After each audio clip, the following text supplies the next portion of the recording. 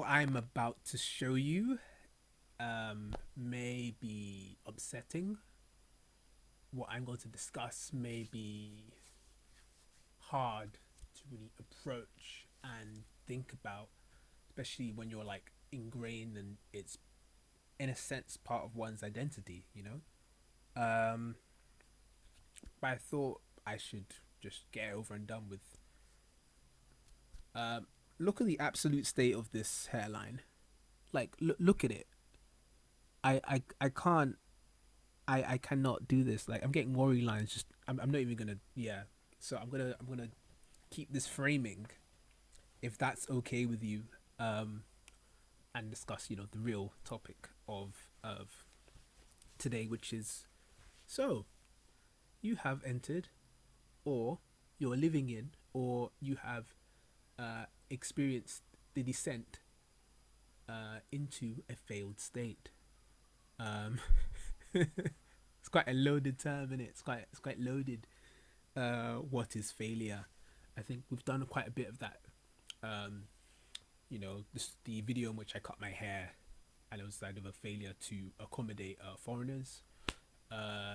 Within myself, things like getting a job, and there's a failure to actually look at the real issues around that, and the sheer lack of nuance that doesn't allow one to actually do these things, which is very, very, very, very crucial. Sorry, I'm just gonna hold my head here. You don't deserve to see the hairline. I don't think anyone should see that.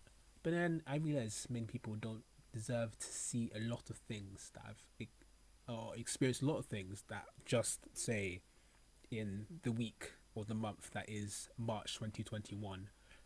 And I guess the one magic of what I refer to as El Pandemico, not with the accent, um, is that there's more time and space to really explore and think like, yo, it's fucked, mate. Um, in my hit single, "It Ain't Good, Fam," I explored that.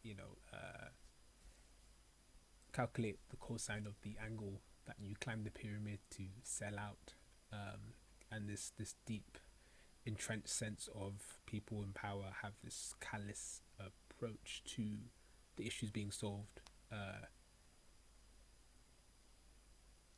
And the issue that comes with, especially in our lovely democratic societies, is this impression of influence on what you think, not what might be best, but what you think would be most attractive and appealing as a concept to the current day electorate, as opposed to the long term electorate. The idea of lifelong voters and stuff like that. Even though strongholds exist for a reason because of certain socioeconomics and stuff like that, but the idea of voter bases is the people you should not betray, rather than just your constituents. And obviously, if you're head of a country, every single person is a constituent.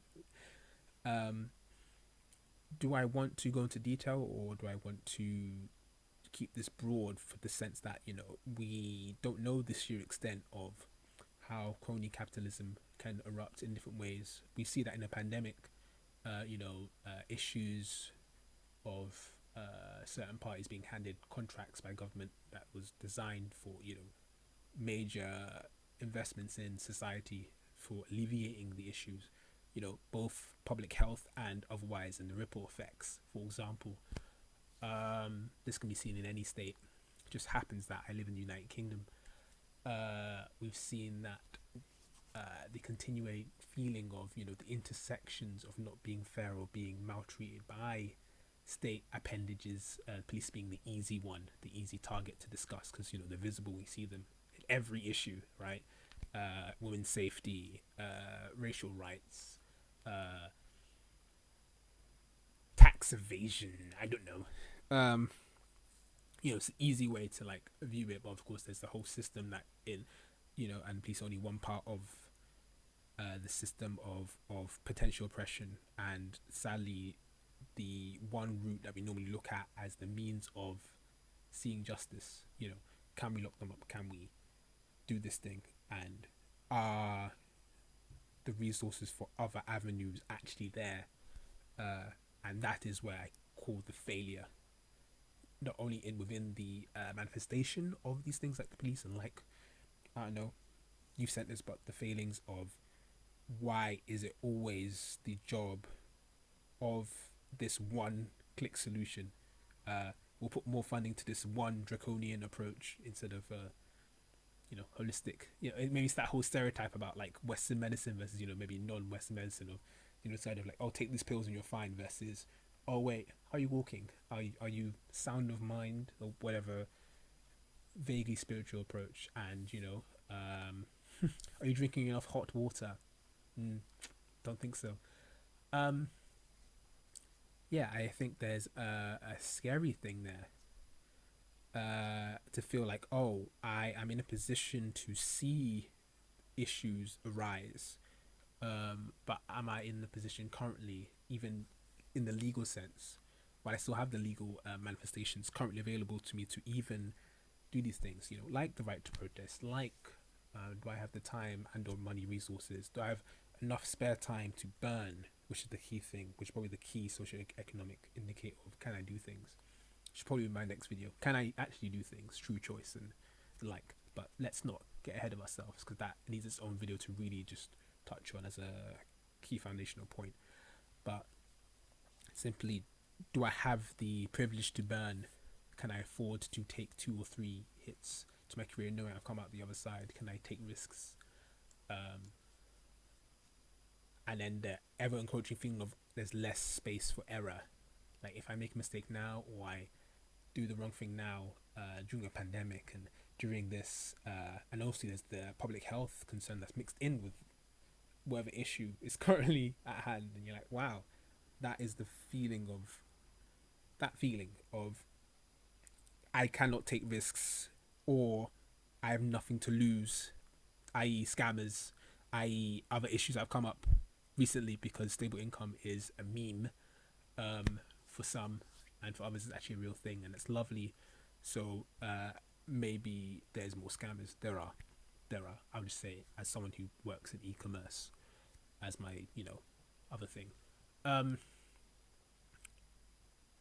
there's a lot of avenues you can look at and think, wow, there's a lack of faith in just general systems of perceived authority, but general sense of decency and a light at the end of the tunnel that tells me, if I do act in a manner that is conducive and productive to myself, without I guess stealing in some way people's time and money directly, but also like their space to be themselves, maybe things will turn out well for me. And I think that there's a lack of faith in that, and that is where I guess pinpoint the idea of a failed state. The idea of, I cannot have faith in meritocracy in any way, shape, or form, because it doesn't seem to matter, or it does, but nowhere near enough compared to the myriad factors, as has been revealed in a health pandemic, where regardless of the monetary ability or the infrastructural potential to then deal with certain issues,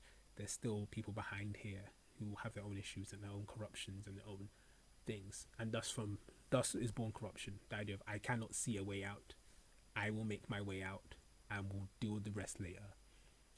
I'll become a scammer, I'll become a crony capitalist, I will flip flop on my political compass, rather than just seek to solve issues, and maybe it may reflect one set of ideals and another set of ideals in a different day. I guess the real politic approach that Otto Leopold von Bismarck is held for.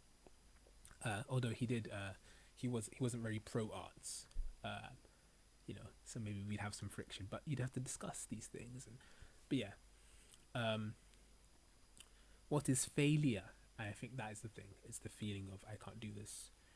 But on a state level, then it's like, no one can do this. We don't have the resources. We don't have the social infrastructure. We don't have the physical ability.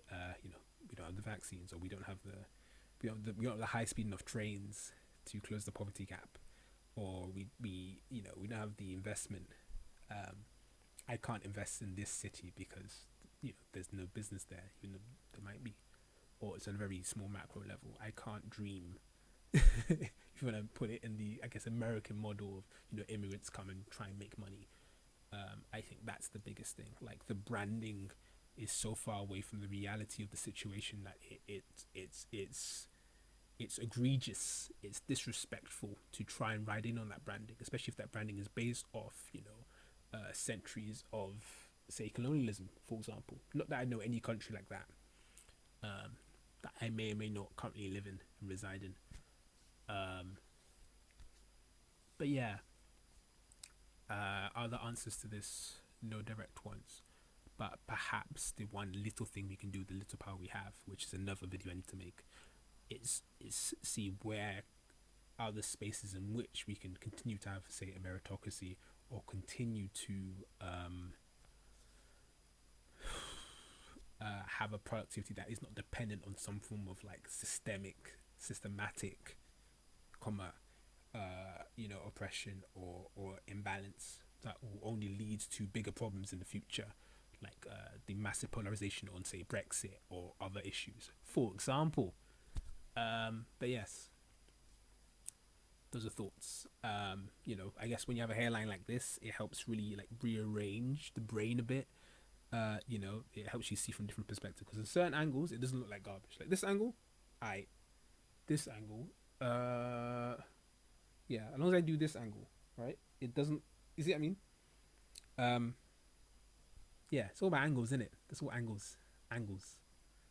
Um, yeah, very very important. Especially in these times that seem darker than normal. But I mean, these, like, a lot of people have this conversation. Like a lot of the issues that have been discussed in the past 6, 7, 8 months are far from novel. It's just, we're having more people discuss them with more frequency and more fervent, and maybe we can see something at the end. Or maybe we'll just be honest and say, we were always a failed state and failing state, and maybe we can rebuild from that. Once we face up to our true mortality as persons and as a people, which is very exciting, isn't it? Especially when you're living through it. Um, yeah, fun.